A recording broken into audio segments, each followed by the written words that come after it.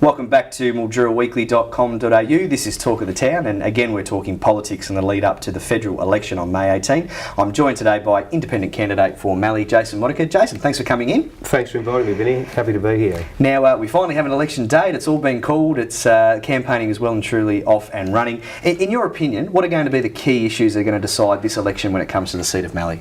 Look, I think, after the last week with Watergate, I think water has really taken that front position again. It's quite diabolical what's gone on, and it'll be interesting to see how it unfolds in the next couple of weeks. Now, people, power, water and health, they're four pretty strong and prominent words, and they've really formed the pillar of your campaign. Can you take us behind why you've chosen those four things to stand on in the lead up? Well, I just think the Mallee has been a one-party region for too long, so trying to instigate that want for people to engage with politics in a deeper way, which I think as you go out more that comes back to you. We're not being listened to. Power, the Mallee should be the powerhouse of the transition towards renewables, and so that's why I put that in there. And water, we've just spoken about that. And health, one of the things that I've found on the road is that we just don't get the services we did 10 years ago or even 5 years ago. That's across the Mallee, not just one spot or another. Probably the issues we have in Mildura, they have similar ones in St Arnaud or Nil. So that's why we picked those four, because they're the keys, I think, to changing the way Mallee looks at itself and the services it should receive. You mentioned then talking to people, getting out on the road. You've been doing a fair bit of that as part of your campaign, trying to get us to as many Mallee towns as possible. Which is almost impossible in itself. It's a big electorate. What are the people telling you? What are the main things that they're saying to you in your conversations with? It's an intriguing thing for me, because it's a cultural response of many people in the Mallee to just go, all politicians, why would you trust any of them? But then when you knock that edge off and you give them a little bit more time, it is health, infrastructure and education, and then the waters come up the back over the top like a wave. So there's similar complaints that have been there for a long time.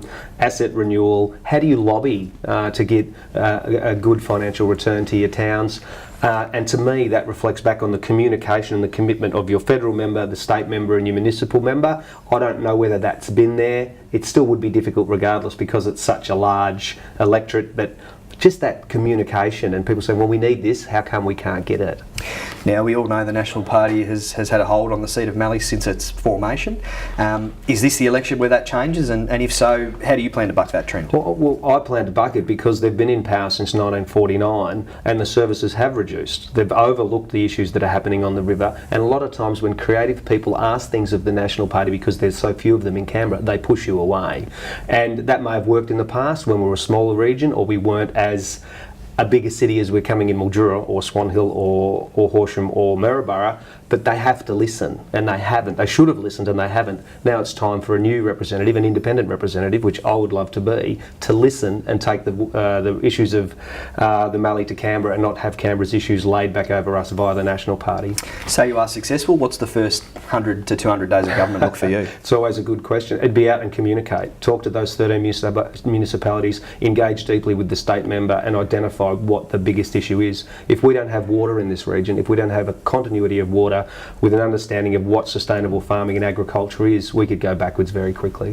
Now, the electoral ballot positions, have been selected this week. Yep. You happy with your position? Whereabouts did you land? Number 3, I'm fairly happy with that. Yeah, it was good. Yep. And I got to roll the barrel too, which was wonderful.